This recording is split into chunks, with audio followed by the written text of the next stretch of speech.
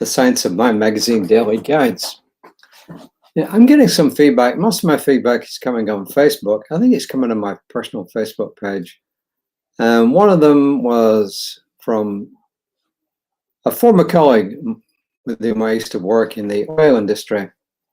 And he said, I can't see you as a rock climber, or something like that. That's not the exact words. Well, hey, Russell, I really was a rock climber. I really did rock climbing for quite a while. And I did rock climbing in England, in Wales, in Scotland, and in the French Alps. So I really, really was a rock climber. Actually, the thing about rock climbers is that a lot of them are relatively small and agile. In fact, it's a real advantage to be small and agile. It just kind of works that way. What's that got to do with today's reading? Probably not a lot, actually, but just a reminder, this is the very last reading for this month from Reverend Ryan. I don't know who next month's readings are from. My digital version has not yet appeared. I could go and crib and look in my wife's actual paper version, but I won't do that. I'll wait until it comes on. And if it doesn't, well then, yes, tomorrow evening about this time, I'll go and borrow her book and I'll read from that. How's that? The very last reading for this month is called This Is Me, This Is Us. This is me, this is us. First quote is from someone I'm sure you've all heard of, Howard Thurman, very well-known figure in the 20th century, Howard Thurman. And this is also a very famous quote. Don't ask yourself what the world needs.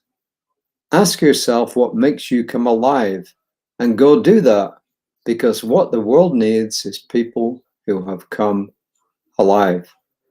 And I think that's a really, really cool quote. Right, I'll read it again. Don't ask yourself what the world needs. Ask yourself what makes you come alive and then go do that, because what the world needs is people who have come alive. And Ernest Holmes said, we exist for the purpose of self-expression. The infinite has already implanted within us an instinctive intuition, which is the spiritual knowledge of good. Our whole growth results from an inner awakening.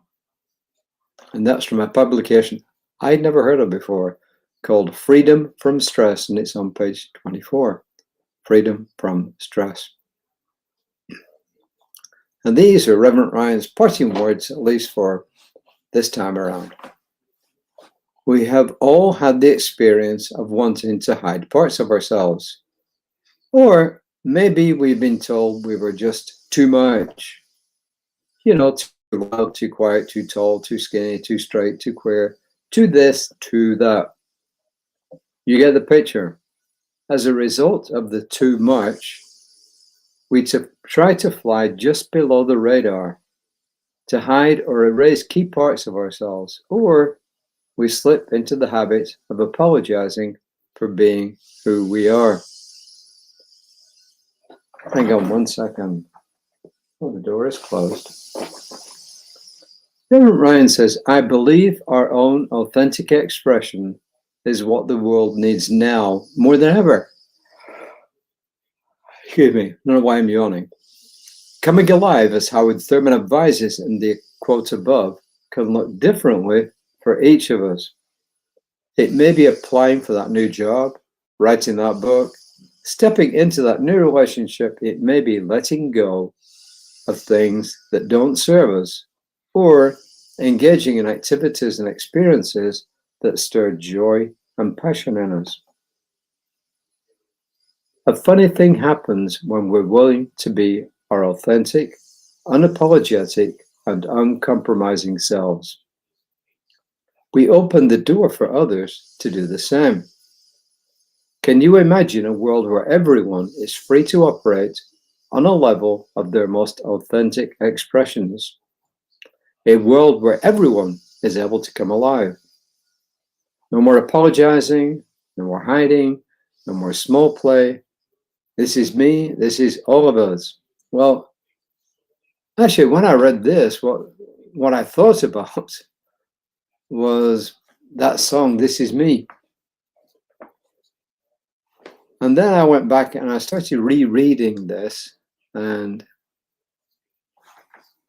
I think we're all going to see this differently. Obviously, we always will see these things completely differently.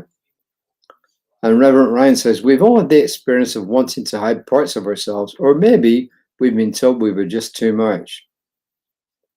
Well, I've had the experience of wanting to hide parts of myself, but I don't think I've ever been told I'm too much.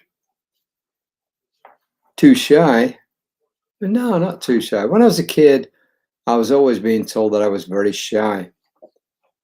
And this was brought up in a reading this month. And like Reverend Ryan said, I'm not sure whether I really was shy or because people had kept insisting I was shy that I became shy. And it took me a long while to get out of my shell. Funnily enough, I was never shy in front of an audience. That never bothered me. But I was shy in front of individual people and small groups. My wife, she's just the opposite. She really doesn't like speaking to big groups. She really loves being one-on-one. Excuse me, I have no idea what's going on with the yawning. And she likes to talk within small groups. You know, the other day we were shopping, and at every single opportunity, leaving the store, my wife, Barbara, took the opportunity to talk to a bunch of different people.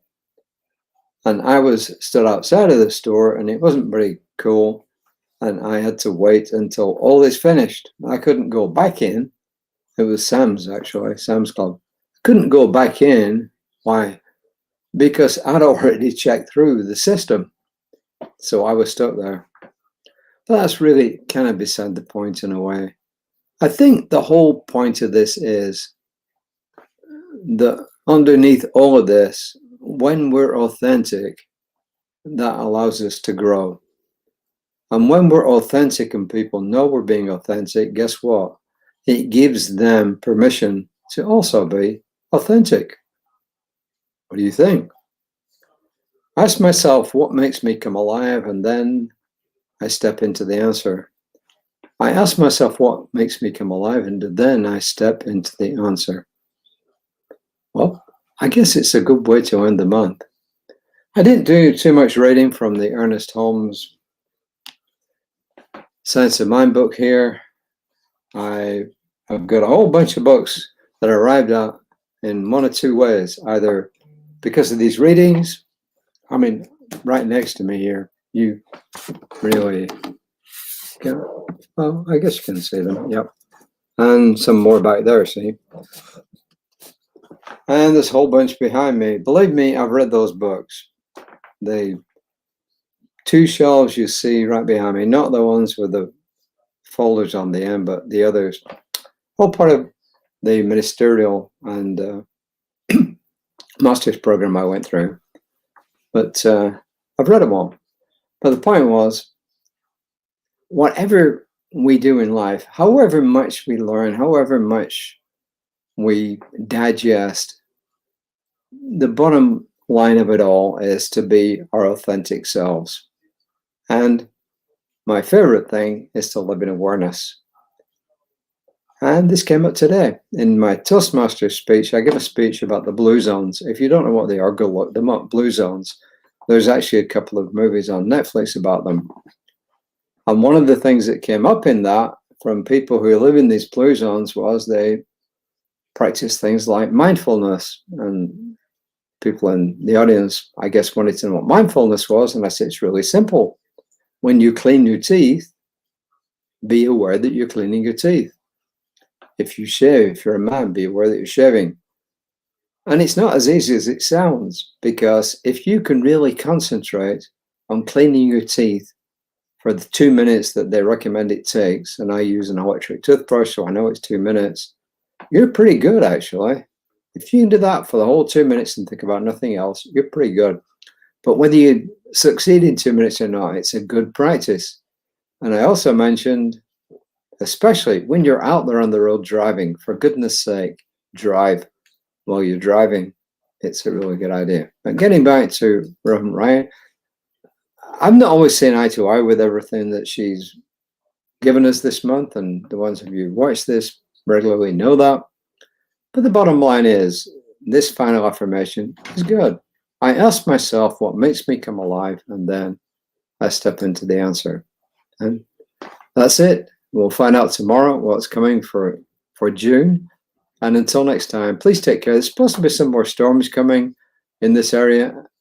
And if there are, or you live in another area where there's going to be storms or inclement weather, take care. And take care of yourselves especially. And that allows you then to take care of other people. So until next time, namaste.